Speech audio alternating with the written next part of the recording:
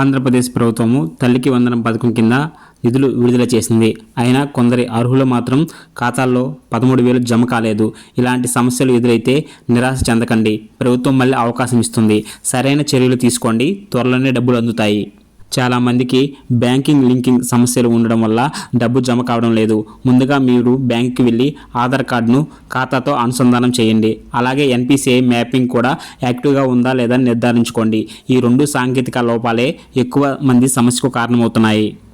ఇంకా సమస్య కొనసాగితే సమీప గ్రామ వార్డు సచివాలయంకి వెళ్ళండి. అక్కడ వెల్ఫేర్ అసిస్టెంట్ను కలిసి మీ వివరాలను రీవెరిఫికేషన్ చేయించండి. గ్రీవెన్స్ మాడ్యూల్ ద్వారా దరఖాస్తు పెట్టడం ద్వారా త్వరగా పరిష్కారం లభిస్తుంది. 10 రోజుల వ్యవధిలోనే ఈ ప్రక్రియ పూర్తి చేయడం మంచిది. 1వ తరగతి నుండి 12వ తరగతి చదువుతున్న ప్రభుత్వ, ప్రైవేట్ పాఠశాల విద్యార్థులందరికీ ఈ పథకం వర్తిస్తుంది. వారం రోజులు వేచి చూసిన తర్వాత ఇంకా డబ్బులు జమ కాకపోతే సచివాలయంలో అప్లై చేయండి.